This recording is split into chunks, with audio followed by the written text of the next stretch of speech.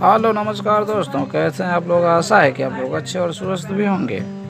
आज मैं आपको बताऊंगा पवन सिंह और ज्योति सिंह का क्या है विवाद। पूरी सच्चाई जानने के लिए हमारे वीडियो के अंत तक बने रहे। और दोस्तों, आप लोग चैनल को सब्सक्राइब कर लीजिए। आप लोग चैनल को सब्सक्राइब नहीं करते हैं यार। वीडियो तो देखते हैं लेकिन चैनल सब्सक्राइब नहीं करते। दिल तो छोटा हो जाता है, इतना मेहनत से वीडियो बनाता हूँ। दोस्तों, आज मैं आपको पवन सिंह और ज्योति सिंह के बारे में बताऊंगा। इनका विवाह 5 मार्च 2018 को ज्योति सिंह और पवन सिंह को नेपाल कोर्ट में हुआ था। फिर इन्होंने बाद में चल के धूमधाम से हिंदू रीति रिवाज के अनुसार शादी किए थे।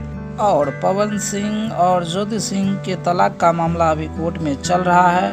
पवन सिंह जी का वकील सुदामा सिंह जी अभी उनके तरफ पवन सिंह जी की तरफ से केस लड़ रहे हैं। और उन्होंने सुदामा सिंह जी ही बताए थे कि ज्योति सिंह जी पढ़ना चाहती हैं, क्योंकि ज्योति सिंह जी का जब शादी हुए थे तो उस टाइम में वो ग्रेजुएशन में थी और फैशन डिजाइनर का भी काम कर रही थी और कोर्स कर रही थी। और अभी सुदामा सिंह जी बता रहे हैं कि ज्योति सिंह जी पढ़ना चाह रही हैं और वो 40 लाख रुपया मांग रहे हैं तलाक। और कह रही थी अपने ज्योति सिंह जी से, हमने भी सुना, ज्योति सिंह जी भी बोल रही हैं कि पवन सिंह जी तलाक चाह रहे हैं, इसलिए मैं भी तलाक दे रही हूँ। पवन सिंह जी का इससे पहले एक शादी हुआ था, पहली पत्नी थी, वो थी नीलम सिंह जी।